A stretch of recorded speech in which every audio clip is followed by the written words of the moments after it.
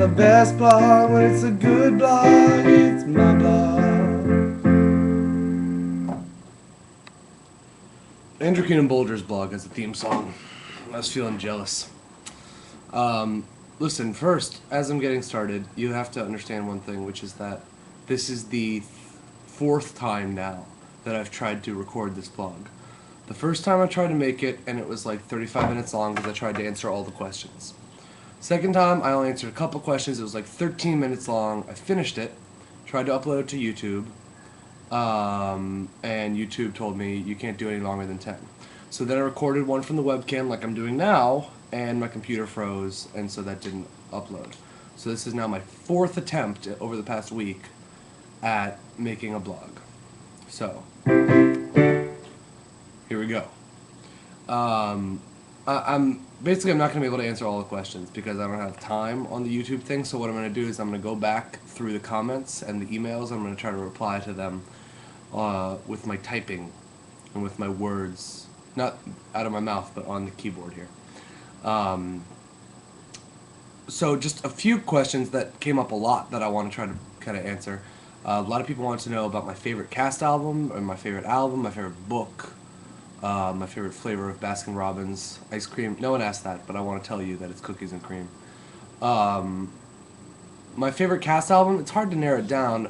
The ones that had probably the most effect on me when I was growing up were Rent really rocked my world. I got that for Christmas when I was in 7th grade, and that changed my perspective on a lot of things. Like Jesus Christ Superstar also did. Kind of made me realize you can sing rock and roll and be in a musical. Much like I'm doing now in the American Tribal Love Rock musical. But I don't have a favorite real like album. I listen to a lot of Mark Broussard, a lot of Jason Mraz, a lot of Sarah Bareilles, Matt Nathanson, Corinne Bailey Rae. I like John Mayer's solo and trio stuff, but not his more poppy stuff as much. Who else do I listen to a lot? Justin Nozuka is really good. And I'm constantly discovering more stuff. My favorite book, which I'm actually rereading right now, is a book called A Heartbreaking Work of Staggering Genius. A lot of people read that book. It's by Dave Eggers. Go on Amazon now and get it. A lot of people want to know about that pigeon. The pigeon is not returned, nor have any of his dastardly pigeon compatriots. But his intrusion actually reminds me, we had an intruder at the Hirschfeld. Someone broke into the Hirschfeld, did not steal anything, but moved stuff around. They like hid out. They may or may not have taken a shower in one of our showers there, and they like went and laid down in Darius's bed. There was like a lot that happened, and so I've been calling this person the Hirschfeld Shuffler. And we may have found the person, but we're not sure, so I don't want to say anything about it. I was asked about that guitar over there, and why don't I play something on it? I don't know how. It was a gift, and I told myself that I would learn how to play it, and I never have. It's been 3 or 4 years now that I've had it. But I do play a little bit of the Yenner.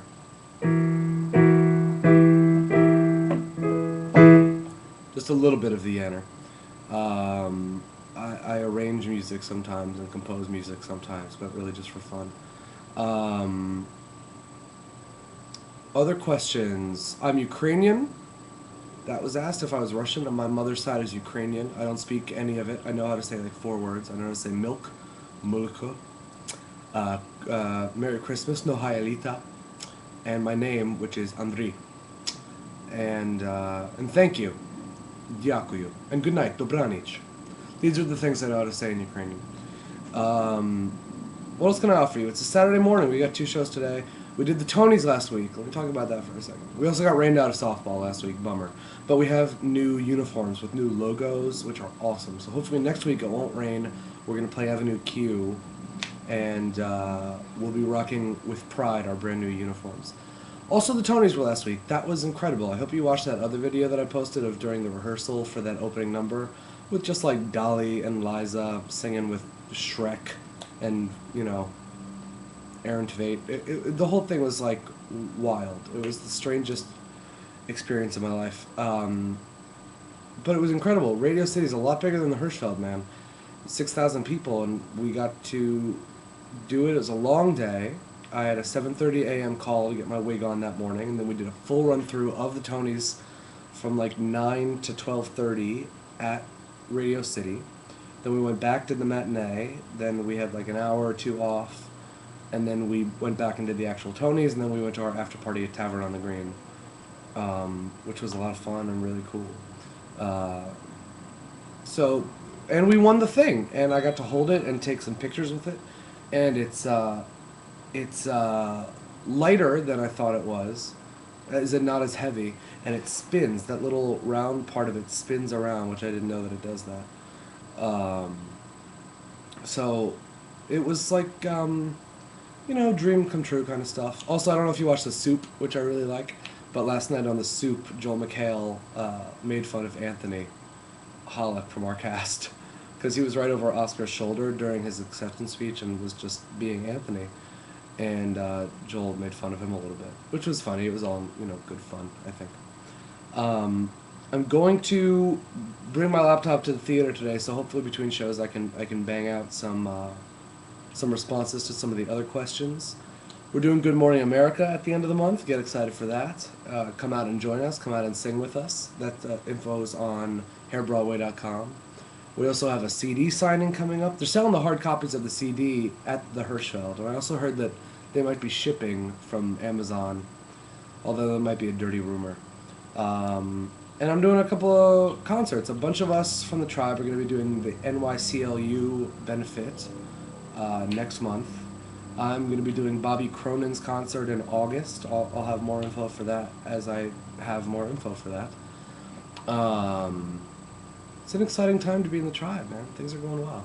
What else can I tell you about? There's a lot of birthdays. Yesterday was little baby Caitlin Keon, who we call Tiny Little Baby Katie, turned 19, and we're so proud of her that she survived this long. And we had a very happy birthday celebration for her. Congrats to all the winners at the Tonys.